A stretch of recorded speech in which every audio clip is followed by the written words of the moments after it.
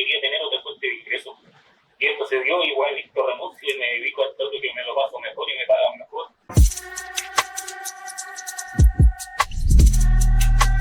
Hola, bienvenidos a Conversores, una serie de entrevistas en las que estaremos hablando con puros artistas que la rompen con su arte, pero enfocándonos en la gestión que hay detrás del talento de cada uno.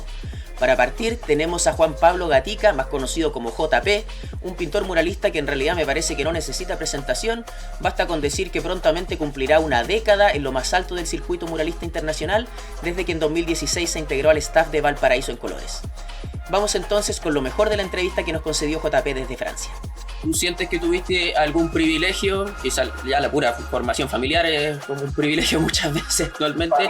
Para mí este fue mi privilegio. Crecí con mucha suerte en el sentido de que había mucho amor, mucho respeto, nunca había violencia, con bastante sentido de la responsabilidad. Mi madre nos educaba así, mano dura igual, y bastante exigente en ese sentido, con responsabilidad hacia lo que eran las tareas del colegio, qué sé yo. He tenido siempre como un talento y yo creo que eso provocó que mi madre fuera como muy exigente conmigo y me metió a un colegio ahí en San Antonio, un colegio ahí de Viña. Tiene como la fama de que era bueno y la verdad es que no, me educaron bastante bien ahí en ese sentido. Salí con los amigos y después ya arquitectura, cuando estudié arquitectura como de nuevo el rigor de una carrera que es bastante exigente. Yo no la recomendaría estudiar. O sea, la recomiendo estudiar, uno aprende un montón, a mí me gustó. Pero así en el sentido de que hay que sufrirla bastante, sobre todo si uno no está ordenado. ¿Y carencias siente que no tuviste? O más allá de quizás lo económico u otras cosas, no sé, la falta, no necesariamente tienes que tener un maestro o tienes que tener un auto, etcétera, etcétera, pero ¿alguna carencia? Yo tengo sordera desde los 4 años, ¿vale? Y yo tuve la suerte de que yo ya había aprendido a hablar, entonces me pusieron una profesora de lenguaje para saber qué pasaba y ya había aprendido a hablar, entonces, bueno, tuve la suerte de que mis padres se concentraron mucho en apoyarme y tuve siempre prótesis auditiva, los audífonos. En ese momento no sentí que era una carencia, pero sí voy notando hoy en mí que hoy en día tiene un juego también esa cualidad que me hace un poco distinto frente a algunas cosas. En cuanto a una carencia, sí, en la parte creativa, yo no tuve tanto ni casi referente artístico en mi casa. Yo fui el primero en aprender a tocar guitarra en mi familia, el que dibujaba, el que hacía cosas un poquito diferentes. Al principio el referente, por ejemplo, era Inti, que fue lo que yo conocí estudiando arquitectura. Yo al Inti, el trabajo de Inti y el trabajo de lo que era el megamuralismo, el muralismo contemporáneo, me llamó la atención. Y ahí entendí también de que, bueno, proyectos de ese tipo son una gestión grande porque son proyectos pude entender a través de la arquitectura que requiere una logística y todo eso. Entonces, claro, empecé a preguntarme ahí esto cómo se hace, pero tenía como el bichito solamente. Estaba trabajando en arquitectura en una oficina en la mañana y, bueno, me aburría en ese trabajo, empecé a buscar otras cosas, salió este proyecto de poder pintar el cierre perimetral de el mercado puerto de Valparaíso. Y con un amigo pusimos el proyecto, presentamos y lo ganamos. Y este fue como mi primer mural. No nos pagaron en materiales, pero nos pagaron bastante en materiales porque el proyecto era un proyecto grande. Entonces nos aseguramos tener todos esos materiales como para después tener pintura un año, que fue lo que nos duró la pintura. Me cambié de casa, esta casa permite que yo renuncie. Empecé a pintar murales y eso cómo sucede. Hago una publicación por Facebook de estos murales que ya había hecho en algunos momentos, hago unas 5 o 6 fotos de murales y pongo que ofrezco murales por una cantidad de dinero en las fachadas de las casas en Valparaíso y me sale trabajo como por unos 4 meses, que he hecho como mi primera agente. Me fui a esta casa que eran varias habitaciones y yo subarrendaba a estudiantes de intercambio, permitió que ya yo no tuviera que pagar un arriendo. Desde eso quise invertir como en pintar murales y con el proyecto que habíamos ganado las pinturas, iba para una esquina y pintaba uno y veía qué pasaba con la gente. Primero no salía nada, pero después le tomaba unas cosas. Y ahora qué bonito, y ese cuánto vale, pintamos en la caja, bueno, y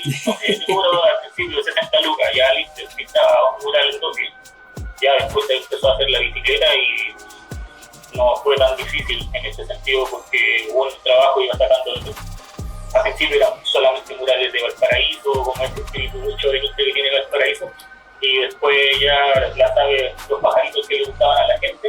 Eso por una parte, pero también entendí que más que el aspecto artístico, lo que quería desarrollar era como tener una artesanía. O sea, siento yo que es importante pensarlo como trabajo. Yo en ese momento yo estaba estudiando y haciendo arquitectura y yo me aburría y quería tener otra fuente de ingreso. Y esto se dio, igual yo renuncio y me dedico a esto que me lo paso mejor y me pagan mejor. Pero hay un aspecto que es importante también mencionar, es que yo lo hice esto con un amigo que también pinta, Giovanni. Y nosotros, este amigo con el que yo pintaba de niño, que siempre compartíamos, y después nos perdimos la vista y después volvimos a encontrarnos cuando íbamos al trabajo en Valparaíso. Y fue como ya, oye, vamos, pintemos, y como tenía un poco más la experiencia de que su padre era pintor, sabía que se podía hacer una economía de eso. Yo empecé también a aprender de él, de esa como ya confianza y que se puede trabajar en eso. En cuanto al financiamiento, lo que fui haciendo fue más comisiones.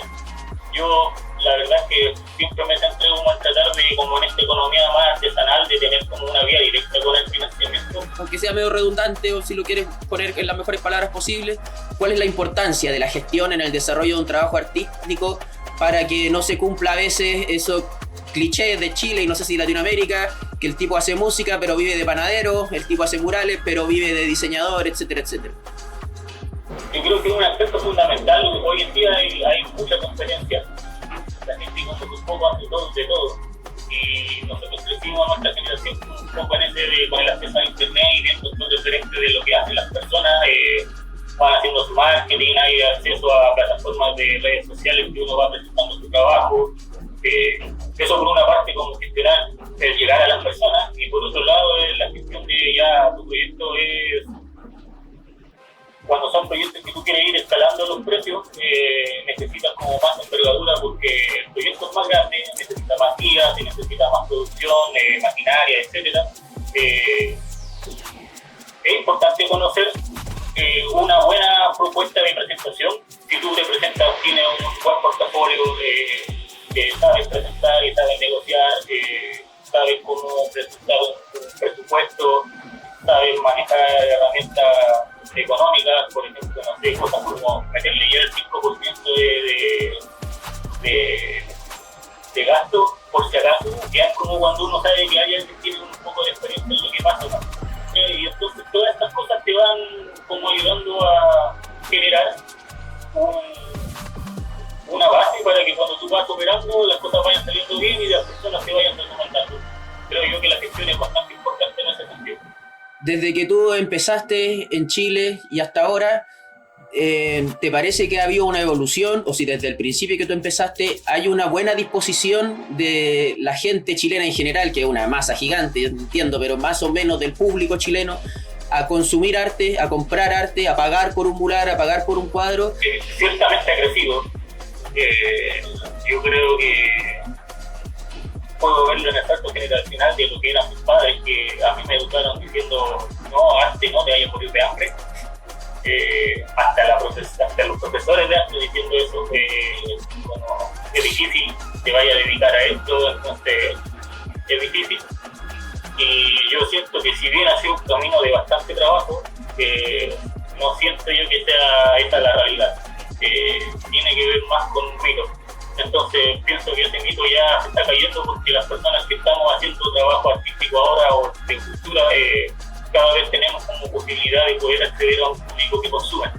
Y hay que entender también cuál es tu público, cuáles son los rangos de tu público que pueden pagar. De a poco como que se está empujando porque hay muchas personas que están viendo que se puede vivir de esto, y eso significa gente que levanta un escenario para personas que no son artistas, que ven que, no sé, que el primo o qué sé yo, alguien de la familia o el amigo está dedicándose a eso y de repente te empiezan a buscar una obra que tú la tienes de 10.000 o 20.000, después vas subiendo un poco, pero ya hay como un apoyo dentro de tu propio círculo. Y lo otro es que si bien hay un aspecto de utilidad también en el muralismo que yo creo que hace un poco la diferencia con respecto a un cuadro. Y es que hace mejora la calidad de vida como del espacio, que es muy directa la transformación color bonito o tener una obra de un muralista que le gusta, y quizás el valor que va a tener no va a ser tan distinto de un precio del otro, optan entonces por ofrecer pintar un mural. Y yo creo que esa relación como de artesanía también es lo que digo, que es interesante, como a mí me gusta como mezclarlo, de que a mí no me veo yo como un artista, yo me veo como un trabajador, yo me veo como un artesano que tengo un producto que a la gente le gusta y que va comprando.